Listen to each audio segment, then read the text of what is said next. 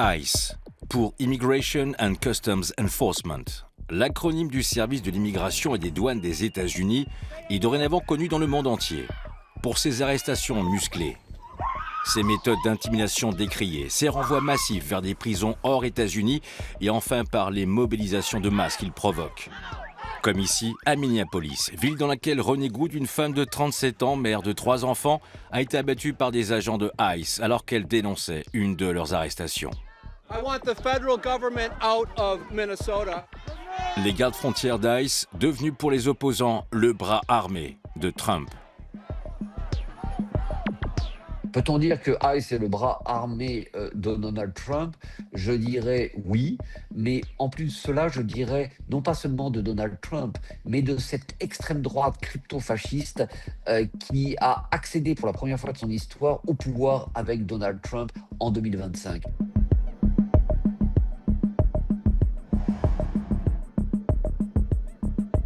Si le président américain veut atteindre son objectif d'expulser 1 million de personnes par an, il doit embaucher près de 10 000 nouveaux agents d'ici 2027.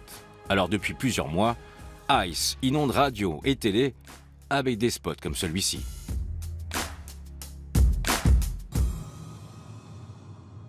Sur le papier, les missions de ICE n'ont pas changé. La Constitution n'a pas changé, les lois n'ont pas changé, mais les personnes ont changé, les personnes en charge ont changé, et donc la mise en œuvre a évolué, notamment du fait des directives des personnes qui sont à la manœuvre pour diriger la politique de l'immigration aux États-Unis. Under President Trump, America's borders are closed to lawbreakers. Follow the law, and you'll find opportunity. Break it, and you'll find consequences. Sur volonté de la Maison-Blanche, le budget de l'Agence de l'immigration va ainsi atteindre 75 milliards de dollars entre 2026 et 2029, devenant la plus importante force de police fédérale intérieure du pays. Loin par exemple devant le FBI et ses modestes 11,3 milliards de dollars de budget en 2025 et ses 11 620 agents de terrain. Because a strong nation is a safe nation.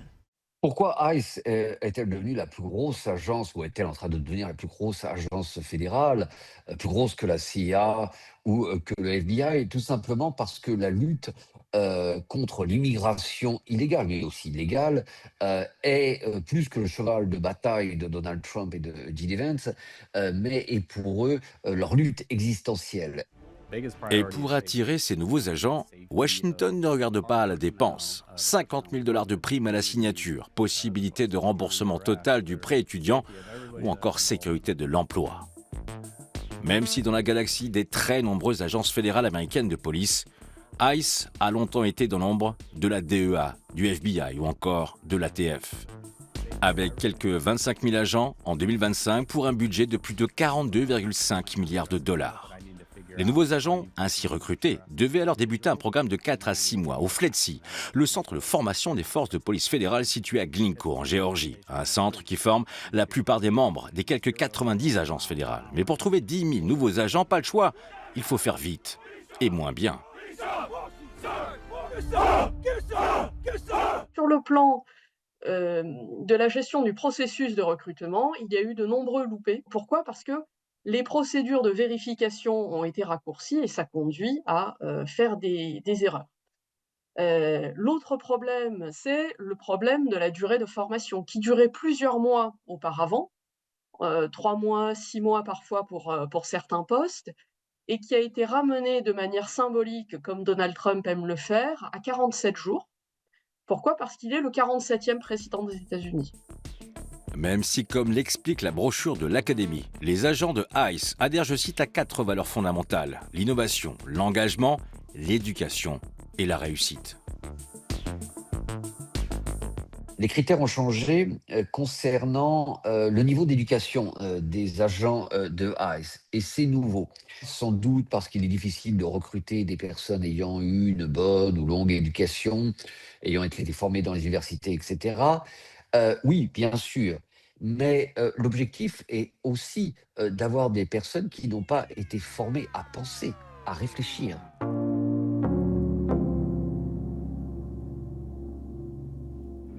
« 11 septembre 2001, les attentats du World Trade Center.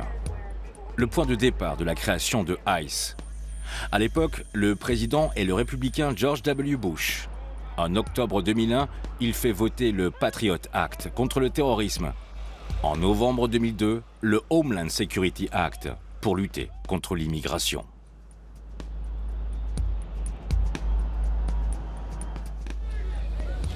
I can hear you.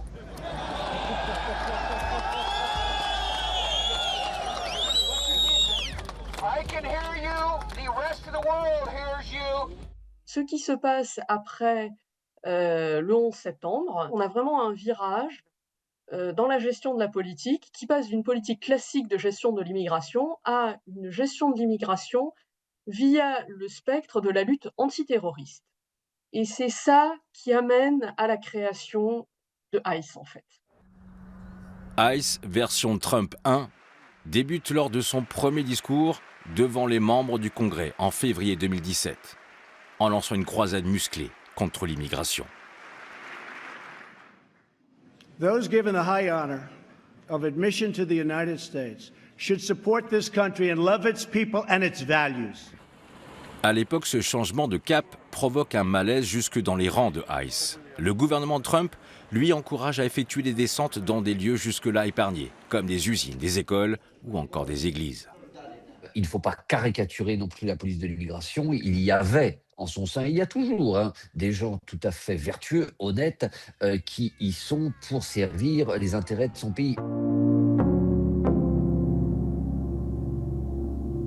Localisé, arrêté, puis placé en détention. Voilà aujourd'hui les principales missions de ICE et des agents de l'US Customs and Border Protection, le CBP.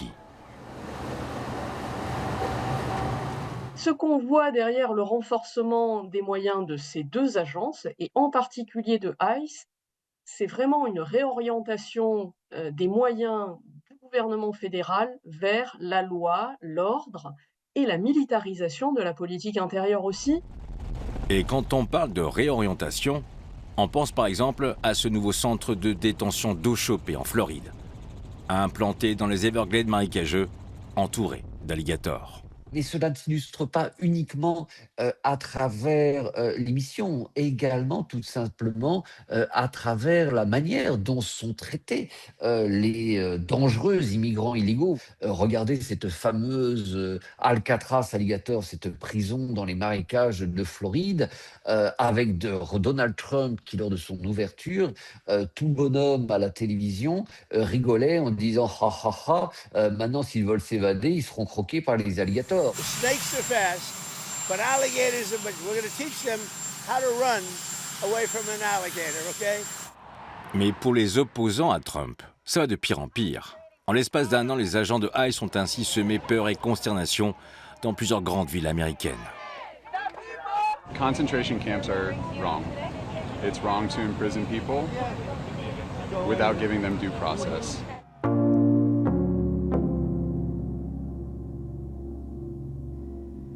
Kristi Noem, version nouveau shérif dans la ville.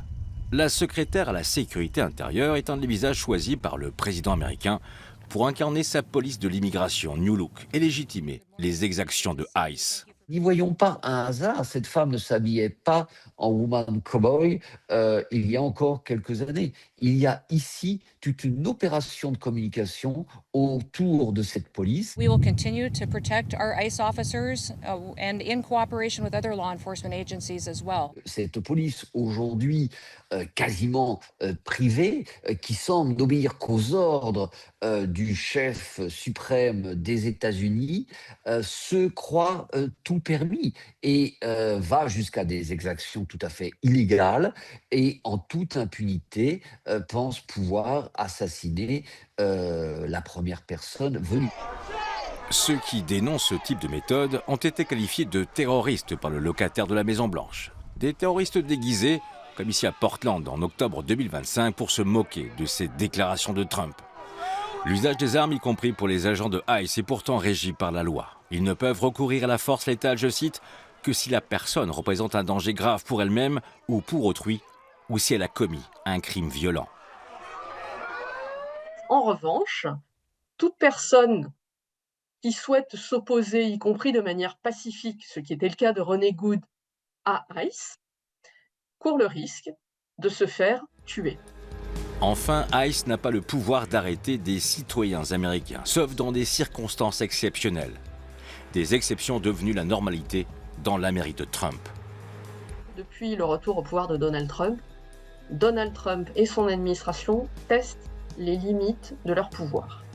Et ils les testent en dépassant les limites qui sont les limites habituelles, qui sont les normes d'exercice du pouvoir non seulement du président, mais également de l'ensemble des ministères.